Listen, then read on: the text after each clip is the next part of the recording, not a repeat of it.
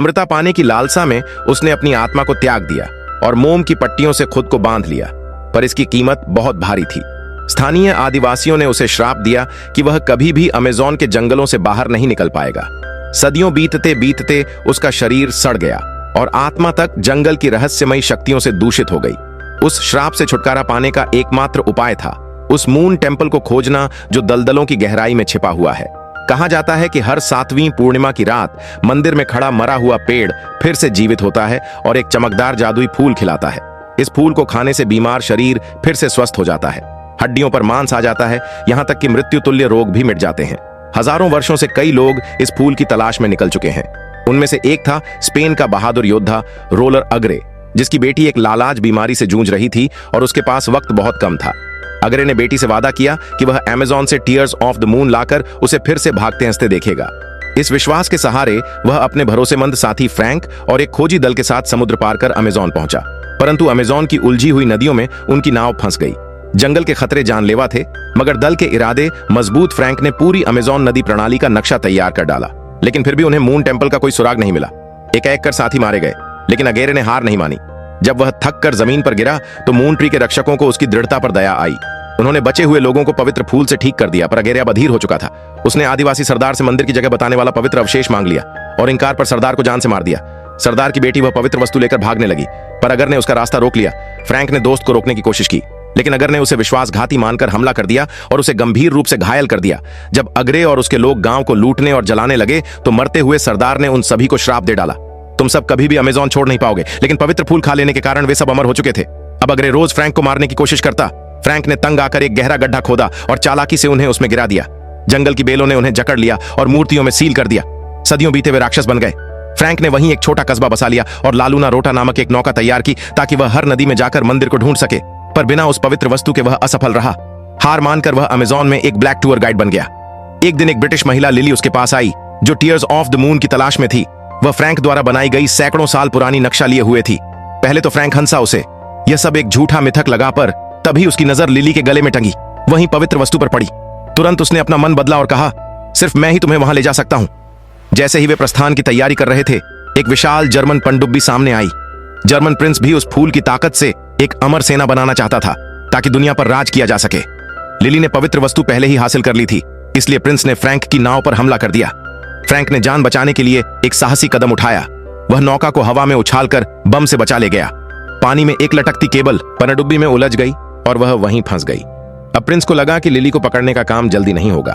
तब उसने एक आखिरी उपाय अपनाया। वह उस प्राचीन राक्षस अगेरे को जगाने पहुंचा। अमेज़न नदी का पानी उसकी पत्थर की मूर्ति पर डालते ही वह जाग उठा। Yoku is here, agent in the tears of the moon can break your curse, free you from this jungle. दोनों की मंजिल एक थी, टीयर्स ऑफ द मून। इसलिए उन्होंने साथ मिलकर लिली से पवित्र वस्तु छीनने की योजना बनाई। एक बड़ा धमाका कर उन्होंने बांध तोड़ा और गुफा में पानी भर गया, जिससे वे सभी अमर राक्षस एक बार फिर आजाद हो गए। अब जंगल में मधुमक्खियों से फ्रैंक और लिली का पता लगाया गया। उधर लिली को आदिवासी सरदार की मदद से मंदिर की असली लोकेशन मिल चुकी थी। आदिवासी सरदार की मदद से मून टेम्पल का सटीक स्थान मिल जाता है, पर रवाना होने से पहले ही खतरा दबे पांव आ पहुंचता है। टोड मॉन्स्टर सबसे पहले हमला करता है। वो कीचड़ से बना होता है और एक झटके में वहां के पहरेदार को खत्म कर देता है। इसी बीच ट्री डीमन घात लगाकर वहां के सिपाही को चुपचाप मार डालता है।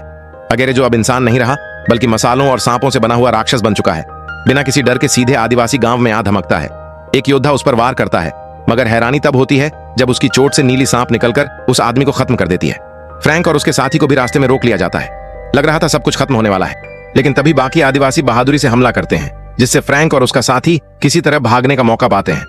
एग्वेरे के पास अब इतनी शक्ति है कि उसके फेंके हुए चाकू भी सांपों में बदल जाते हैं। फ्रैंक ने जैसे तैसे एक सांप को कुचलकर मारा ही था कि देखा लिट्री डीमन की बेलों में फंसी हुई है। भग कुल्हाड़ी उठाकर उसे बचाने भागता है, जिससे ट्री डीमन पूरी तरह जाग जाता है। इसी बीच मड मॉन्स्टर और बी मॉन्स्टर भी वहां पहुंच जाते हैं।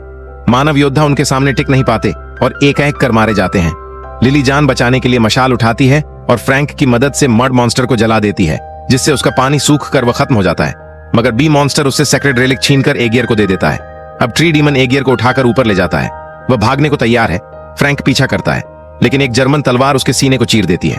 गिरते समय भी वह पवित्र वस्तु लिली को सौंप देता है और खाई में गिर जाता है। लिली और उसका भाई रस्सी काटकर लकड़ी की नाव से नीचे उतर जाते हैं। आदिवासी सरदार कहता है ये राक्षस नदी पार नहीं कर सकते, क्योंकि तब श्राप उन्हें ही निगल जाएगा। उसे लगता है फ्रैंक मर चुका है, लेकिन वह नदी किनारे दोबारा जीवित मिल जाता है। अमृता के श्राप की वजह से लिली अपने घायल भाई को सरदार के साथ भेजकर फ्रैंक के साथ मून टेम्पल के नीचे छिपे एंशिएंट टम तक पहुंचती है। जैसे ही वह एक प्राचीन यंत्र को सक्रिय करती है, जमीन कांपती है, पानी सूखता है और सदियों से खोया मून टेम्पल सामने आ जाता है। लेकिन इससे पहले कि वे राहत की सांस लें, एक जर्मन पनडुब्बी वहां आ धमकती है। उसमें बैठा अफसर फ्रैंक के जीजा को बंधक बनाकर लिली सेक्रेड रेलिक मांगता है। वो मैजिक फ्लावर पाकर दुनिया पर राज करना चाहता है। लिली मजबूरी में रेलिक उसे सौंप देती है और सबको मंदिर में लाइफ ट्री की तलाश में भेजा जाता है, मगर उन्हें पता चलता है कि वह सूख चुका है। फ्रैंक कहता है उसे दोबारा सक्रिय किया जा सकता है। वह रेलिक को टूटे हुए तलवार का सिरा जोड़कर मूर्ति में फिट करता है। तभी चमत्कार होता है। मंदिर के पत्थर रोशनी से जगमगा उठते हैं और मूनलाइट में जीवन वृक्ष फिर से फूलने लगता है। फ्रैंक इस मौके का फायदा उठाकर लिली से कहता है उसे गोली मार दे। अमर होने के कारण वह मरेगा नहीं और दुश्मनों का ध्यान बढ़ जाएगा। वह चुपचाप नाव पर चढ़ता है और लिली के भाई के साथ मिलकर जर्मन अफसर को खत्म कर देता है। लिली बेल पकड़कर झूलती है और आखिर में मैजिक फ्लावर तक पहुंच जाती है, मगर जैसे ही वह फूल तोड़ती है, जमीन गिरने लगती है। वह गिरते गिरते बचती है। जर्मन अफसर उसे मनाता है कि वह फूल सौंप दे। इसी दौरान फ्रैंक नाव पर फूल को कैच करता है। तभी भी मॉन्स्टर फिर लौट आता है और उसके पीछे आते हैं। वह सभी शापित राक्षस जो सदियों से मैजिक फ्लावर का इंतजार कर रहे थे। फ्रैंक जानता है कि उन्हें रोकने का एक ही तरीका है, नदी को मंदिर से काट देना, ताकि श्राप फिर से सक्रिय हो। वह लिली के भाई और पालतू तेंदुए को नाव से नीचे कूदने को कहता है। फ्रैंक मून लाइट गॉडेस नाव लेकर दीवार से टकरा जाता है। दीवार टूटती है, नदी बह जाती है और सभी राक्षसों पर श्राप दोबारा प्रभावी हो जाता है। एगवरी ट्री, डीमन बी मॉन्स्टर और यहाँ तक कि फ्रैंक भी सभी पत्थर में बदल जाते हैं। लिली टूटे दिल से फ्रैंक के पत्थर रूप को छूती है और आखिरी मैजिक फ्लावर को उसके मुंह में रख देती है। चमत्कार होता है। फ्रैंक के पत्थर की परतें गिरने लगती हैं और वह जिंदा हो जाता है। अमृता का श्राप हमेशा के लिए टूट चुका होता है। अंत में फ्रैंक और लिली लंदन लौटते हैं और एक नई शांति भरी जिंदगी की शुरुआत करते हैं।